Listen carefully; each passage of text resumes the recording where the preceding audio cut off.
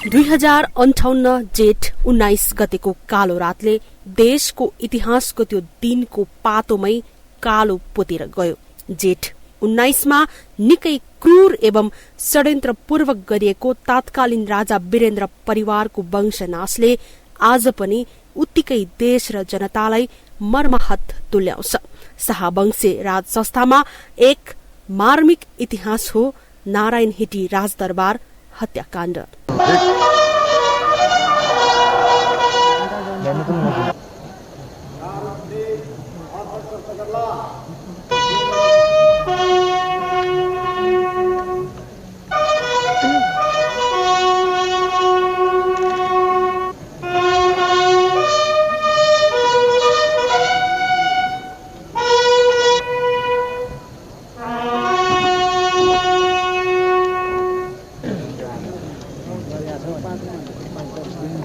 स्वर्गीय राजा वीरेन्द्र ज्यादै भद्र अध्ययनशील रहेको तात्कालीन राजदरबारमा राजा वीरेन्द्रसँगै परराष्ट्र एवं संवाद सचिवका रूपमा काम गरेका डाक्टर चिरन शमशेर थापा बताउँछन्।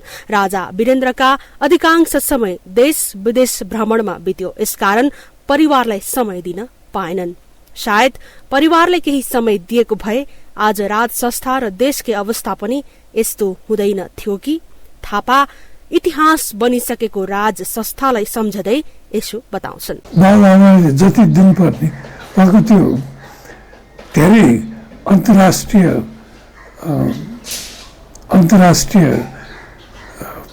कामहरू देश विदेशको भ्रमणले नै धेरै टाइम खाइदियो।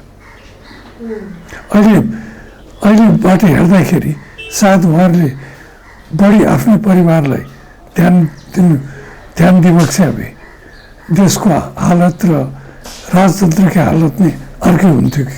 दरबार हत्याकाण्डको आधा दशकसम्म देश चरम राजनीतिक संक्रमणमा गुज्रियो र अन्ततः 2062-63 को जनआन्दोलनपछि 240 वर्षको इतिहास बोकेको राजतन्त्र सदाका लागि विदा गरियो। यद्यपि झण्डै 7 दशक लामो संघर्ष पश्चात प्राप्त संघीय गणतान्त्रिक व्यवस्था र संविधानमाथिको संकट अहिले पनि यो वा त्यो रूपमा यथावत छ। यथार्थमा व्यवस्था परिवर्तन भए पनि जनताको अवस्था परिवर्तित हुन सकेन।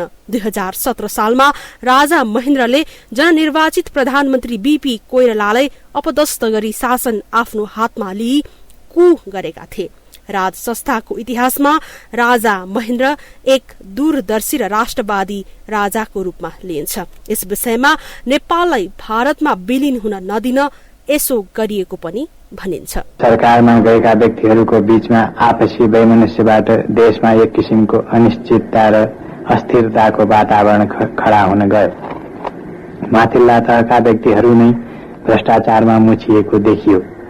साम्प्रदायिकता, क्षेत्रीयता तथा अन्य समाज विरोधी भावनाद्वारा प्रेरित अराष्ट्रिय तत्त्वहरूको बोलबाला बढ्न लाग्यो। नेपाल राष्ट्र र राष्ट्रियता निर्माणका लागि राज संस्थाले 240 वर्ष लामो समय योगदान गरेका छन्। जनताले चाहे बमोजिमको शासन व्यवस्था लागू गर्नु आफ्नो कर्तव्य रहेको भन्दै 2036 सालमा स्वर्गीय पूर्व राजा वीरेन्द्रले निर्दलीय पञ्चायती व्यवस्था वा बहुदलीय व्यवस्था भनेर स्वतन्त्र, निष्पक्ष र धाँधली रहित गोप्य मतदान गर्न जनमत संग्रहको घोषणा गरेका थिए। यस्तो राष्ट्रिय जनमत लिँदा दुई मूलभूत प्रश्नहरू गरिनेछन्।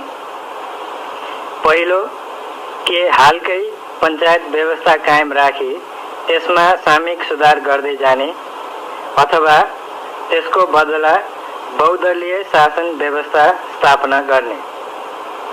यस्तो जनमत लिँदा ढिलो गर्नु उपयुक्त नहुने भएकोले हामीले 1 हप्ताभित्र एक राष्ट्रिय चुनाव आयोगको गठन गरिबक्सिनेछौँ।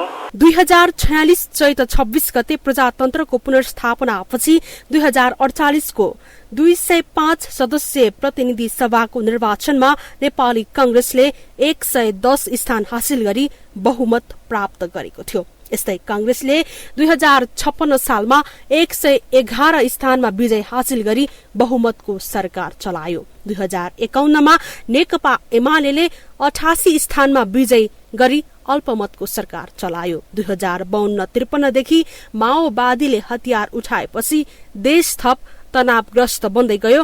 झण्डै 17,000 भन्दा बढीले ज्यान गुमाए। यसरी अशान्त र अस्थिरताबाट गुज्रदै गएको देशको राजनीतिमा अन्ततः 2058 सालको दरबार हत्याकाण्डपछि 2062-63 को जनआन्दोलनसँगै राजतन्त्र विस्थापित भयो र गणतन्त्र स्थापना भयो। त्यसो त यस अघिसम्म पूर्व राजा ज्ञानेन्द्रले शासन आफ्नो हातमा लिई कुसम्म गरेका थिए। यसरी देशमा शान्ति र समाधान भन्दा पनि एकपछि अर्को संकट थपिँदै गए, जुन आजसम्म पनि निरन्तर छ। हामीले 36 सालमा एउटा जनसङ्घमा एउटा नारा राख्यौं, 5 वटा पूर्व शर्त पूरा गरिकन जनसङ्ग्रह नगरा, यो जनसङ्ग्रहको परिणाम निर्दलको पक्ष हुन्छ, हाम्रो बहुदल पक्ष हुन दिन्न। यी 5 वटा पूर्व शर्तहरू खडा भएर कम्युनिस्टहरूले माग गरेका थियो। त्यो मागमा गणेशमानको मन्जुर थियो। 2064 सालमा पहिलो संविधान सभाको निर्वाचन भयो। यसले संविधान दिन नसक्दा नै 2069 सालमा मध्यरातमा संविधान सभा विघटन भयो। 2070 सालमा दोस्रो संविधान सभाको निर्वाचन हुनु अगाडि माओवादीबाट स्वघोषित कार्यक्रमहरू लागू गर्नु भन्दा पनि पार्टी नेतृत्वको साख जोगाउने चिन्ता पैदा भइसकेको थियो। 2072 मा संविधान जारी भयो र 2074 मा स्थानीय तहको निर्वाचन। दुई ठूला वामपन्थी शक्तिहरू बीचको एकता पश्चात झण्डै 2/3 बहुमतको कम्युनिष्ट पार्टीको सरकार बन्यो, तर पनि देशमा राजनीतिक स्थिरता हुन सकेन। माधव नेपालले प्रस्ताव राख्नुभयो, केपी समस्या दलको नेता भनेर, अर्को कोही बोलेन, हुन्छ भनेर ताली ठोके। त्यत्रो लडाइँ लडेर आज मर्छु भोलि मर्छु कि त्यो अवस्थाबाट आएको प्रचण्ड अहिले 15 पैसामा हिँड्ने होइन। उहाँले साथ मनमा खान पठाउनु भनिदिनुहुन्छ। उहाँले राम्रो रान्ति गर्नु प्रचण्डले। कम्युनिष्ट पार्टीको आन्तरिक कलहकै कारण 2076 पुस 5 गते प्रधानमन्त्री केपी शर्मा ओलीबाट प्रतिनिधि सभा विघटन भयो। गत फागुन 11 गतेको सर्वोच्च अदालतको फैसलाले वामपन्थी शक्तिहरू पुनः बेउतिए, तर पनि संविधानको धारा 76 को 3 बमोजिम पुनः ओली नेतृत्वको सरकार नै पुनर्स्थापित भयो र संविधानको धारा 76 को 5 बमोजिम पनि सरकार गठन नभएपछि राष्ट्रपतिबाट प्रतिनिधि सभा भंग भएको छ। यस विरुद्ध सर्वोच्च अदालतमा बहस जारी छ। यस हिसाबले जति नै क्रान्तिकारी व्यवस्था परिवर्तन भए पनि देशको राजनीतिक तथा संवैधानिक संकट थपिँदै गएको छ। यसले देशको व्यवस्था र प्रणालीमाथि नै कहिलेकाहीँ प्रश्न उठ्ने गरेको छ। साँच्चीकै सुवर्ण मौका चाहिँ यही सरकारलाई प्राप्त भयो। 5 वर्षको विश्वास प्राप्त गरे, त्यो मौका यो सरकारले पुरै खेर। त्यसैले यो के भयो भने नि, अब यो भन्दाखेरि अलिकति बर्ता होला, त्यो पछि आएका सरकारहरूको जुन किसिमबाट चलायो त्यो बाँदरको हातमा नरिवल भन्छ नि। हरेक जेठ 19 मा शाहवंशीय राज संस्था र देशको वर्तमान परिस्थितिका बारे विमर्श र विश्लेषण हुने गरेको छ। रहस्यमय नारायण हिटी राजदरबार हत्याकाण्डको पर्दाफाश हुनुपर्छ भनेर आवाज उठ्ने गरेको छ, तथापि यसको सत्य तथ्य अझै उजागर हुन सकेको छैन। देशमा स्थापित गणतन्त्रात्मक व्यवस्थामा पनि राजनीतिक तथा संवैधानिक संकट भोग्नु परेको हिसाबबाट दरबार हत्याकाण्ड केवल दर्दनाक र मार्मिक इतिहास बनेर हाम्रो मन मस्तिष्कमा गढेको छ। हामी यसको जिउँदा साक्षी हौ। क्यामेरा पर्सन ध्रुव अधिकारीका साथमा एबीसी रिपोर्टर सपना थामी, काठमाडौँ।